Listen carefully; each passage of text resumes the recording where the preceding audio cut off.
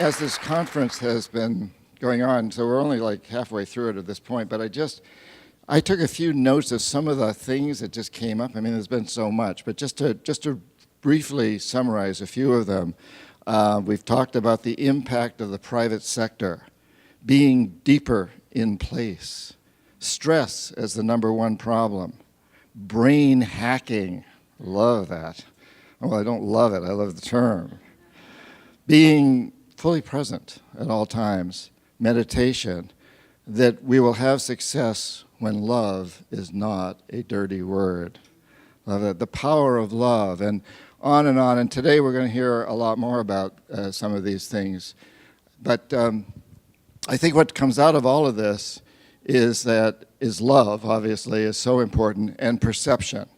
And I'm going to talk a little bit in a few minutes about how these two come together, the idea of perception molding reality and the role of love. But before we do that, because I have a background in addition to being an economist, also in shamanism, I'd like us all to take a little shamanic journey together, okay?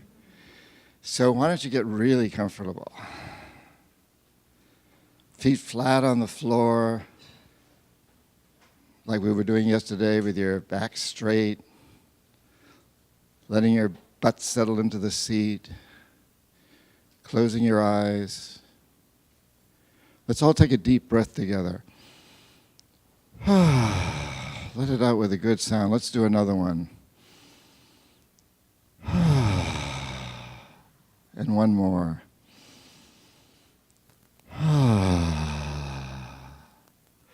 And now for a moment, just feel yourself sinking down through that chair, through the floor into Mother Earth, Pachamama. Or if you've had some sort of training that says that you should go to an upper world, that's okay too. But feel the love of Pachamama. Feel her caressing you, massaging you, holding you, loving you, the earth, the universe. And feel how sacred the space is that you're in. You're safe, you're secure, sacred space. And now allow yourself to kind of rise up out of this space and go way up into the universe and be as though you're on a UFO. You've come from another solar system. And you're coming down and you're hovering over this beautiful planet Earth. You're hovering there looking down at the earth. What do you see? You see a planet that's abundant with amazing resources. A beautiful planet with abundant resources. And you see the most predominant species there, human beings, doing shocking things. You see human beings brutalizing each other and destroying the very resources upon which they depend, destroying the planet. You watch this going on. What do you feel? What do you want to do? Do you want to land? Probably not. You might want to observe for a while, and you might also decide at some point that if these human beings continue with this destructive activity on this beautiful, beautiful planet, you'll have no choice but to somehow change them or eradicate them, to spare this beautiful planet and all the other species. Just feel that for a moment. What is that like, to be observing this crazy activity of human beings killing each other, destroying their planet, and you're watching it? And stay with that for a moment. Feel it in your heart. And know that we're going to move beyond this in a minute. But now just start to come out of this sacred space, back up into the seat where you've been sitting. Just feel yourself coming back into the present, letting the earth massage and caress and love you. And when you're ready, start to wiggle your fingers and your toes and stretch a little bit. Open your eyes and look around at all the other people around you. What a hell of a way to start a conference day morning, huh? Well, I want to tell you that you've just been dealing with the most important question in the world today. What will we do when the aliens arrive? Because they will be here within 20 years, I guarantee it. Every expert says that, and they're not coming from another solar system. They're coming out of the technological laboratories of Google and Amazon and all the other startups, some of which many of you are part of. Artificial intelligence, all the experts that I've talked to, and I've talked to a lot recently, are telling us that within 20 years, maybe sooner, maybe a little later, artificial intelligence will be smarter than us. Today, who's the best chess player in the world? Watson. Who's the best Go player in the world? Another artificial intelligence. Robots, aliens. They will be here and they'll be watching us. And so the question that we must ask ourselves, the most important question, I think, in the world today, is how do we deal with this situation? There's going to be a greater intelligence watching us and questioning, what the hell are we doing on this planet? What are we doing here? So the indigenous people have the answer. People I've worked with for a long time, and I just want to talk a little bit about that for a moment. Many of you know this story, but back in the late 1960s, I was a Peace Corps volunteer deep in the Amazon. I was nearly dying. I was dying, actually. It's a longer story, but I'm not going to get into the details. But I was dying. My life was saved by a shaman. And after that, he required that I become his apprentice as part of his payment, which I had no desire to do. In the late 60s, there was no future in shamanism. And I just graduated from business school, but this guy saved my life. And what I learned then, and after that, I ended up spending a lot of time with shamans on many other continents, learning from them. And what I learned is that the secret of shamanism, what shamanism is all about, is perception. What shamans understand, and modern psychologists understand, and now quantum physics understands, and we all understand, marketing people understand, sales people understand, is that it's all about perception. There are two realities, really. There's the objective reality, this microphone. And there's a perceived reality, the words I'm speaking through this microphone. Human activity is totally molded by perception. There's no United States and Canada. There's no Mexico. There's no China. There's no culture. There's no religion. There's no corporation. There's no economy. There's no economics. There's no sociology, except as we perceive it. And once enough people accept a perception or codify it into law, it has a huge impact on objective reality. We perceive borders between our countries, therefore they have a huge impact on us. So it's really all about perception. And this is the greatest learning I had as a Peace Corps volunteer in studying shamanism. After that, I became an economic hitman. I did what I'd been taught to do in business school, which was basically to convince countries and their leaders to perceive that if we gave them huge loans and required that they hire our corporations to build big projects that help their rich people, everyone would be better off. We were very successful at that. And in the process, we created a mess. We've destroyed a lot of the planet. I did that for 10 years, and then I saw the light, and I quit. And I went back to the Amazon and told the people there, I want to help you save your rainforest. And they said, well, if you want to do that, don't try to change us. We're not destroying the rainforest. It's your oil companies, it's your lumber companies, it's your dream. It's your perception.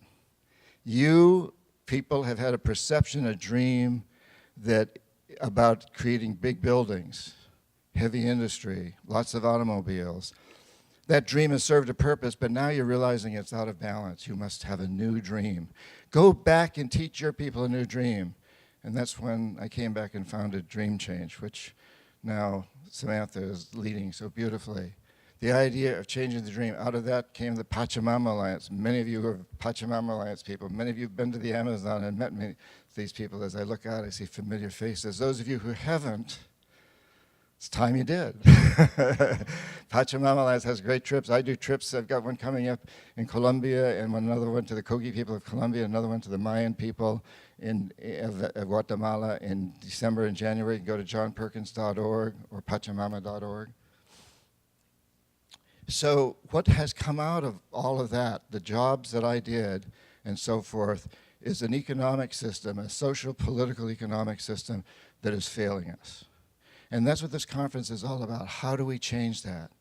Because we know that business runs the whole system. It isn't about government. Government's run by businesses. It is about government, but to realize that government is run by business.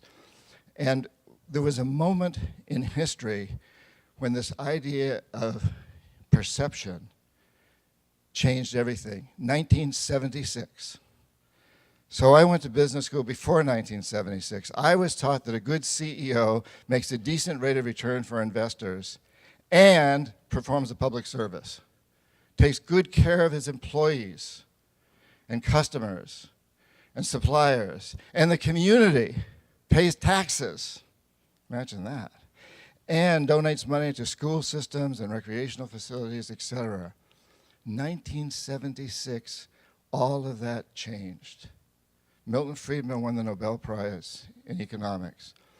And his most significant statement was that the only responsibility of business is to maximize short-term profits for shareholders, regardless of the social and environmental costs. That's what Adam was talking about yesterday.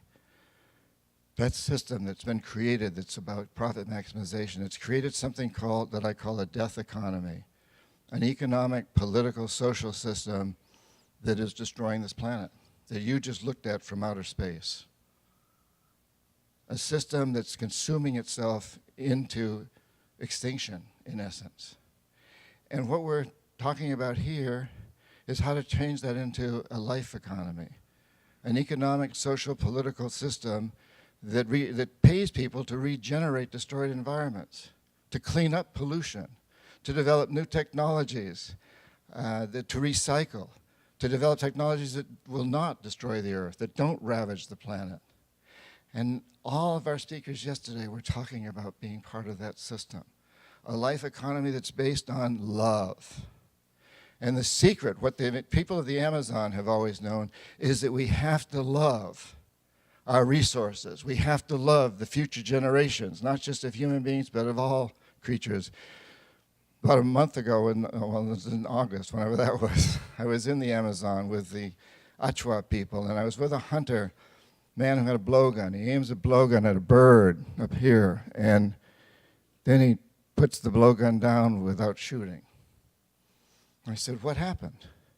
And he said, well, I was looking at that bird and I realized that it's in mating season. I can't kill it.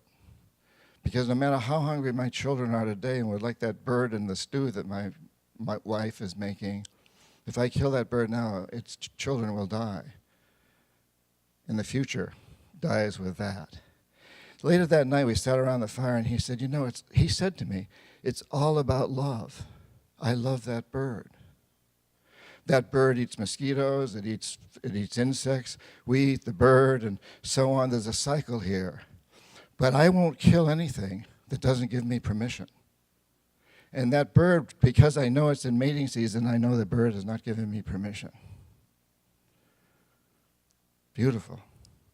And love. So what is love? When we think about how, loving what it is that supports us, loving that bird, loving this planet, loving what it is that supports us. And I think here at this conference, what we're hearing is amazing people coming forward to talk about how business needs to bring love in more, because we know that the world is run by yes, and business. The world is run by business, and in the physical reality, the perceived reality that we have to bring into it is that businesses must be run by love. The world is run by business. Businesses must be run by love. The world is run by, let's all say that together. The world is run by business. Businesses must be run by love. Wow, that's nice. So, as we move forward in this conference, and I know Nathaniel's going to be speaking in just a few minutes after me from this wonderful organization that's been helping us sponsor this, whose facility we're in, and I know he's going to be speaking about this very subject of how we move in to this new paradigm, this new perception, what I call a life economy. There's many different words for it, but what I call a life economy. So I just want to close this with this optimism. I mean, I think you and I are born in the most wonderful time in human history. We are so blessed because we're in a consciousness revolution. We're at a time when people across the planet, I was recently speaking in Russia and then in Kazakhstan and in Rome and Latin America and many places. Everywhere I go, I hear that people are waking up to the fact we are living on a tiny, fragile space station. And we're not doing a good job at navigating it. But we're realizing that, and it's time to change, and we know where the change has to come from is love. And so as we move forward in this conference, I just want to encourage every one of you to open your hearts to that love. And in this next talk, I think we're going to be feeling, and as the day goes on here, about how our minds and our hearts come together to create this amazing business of love. So I want to leave you with a quote from long, long ago, several centuries ago, a man who was brilliant, a brilliant scientist, a brilliant artist, an amazing philosopher. He kind of represents bringing the heart and the mind together, Michelangelo. And Michelangelo said, I see an angel in the marble, and then I carve until I set her free. I see an angel in the marble, and then I carve until I set her free. We are seeing that angel. It's love. The angel in the marble of business is love. And we're all here to carve until we set her free. And we're coming really close to her. We're doing it. She's free and she's smiling. She's coming out of that marble. She's about to leap out. And during the rest of this day, she's going to leap and soar. Thank you. Thank you.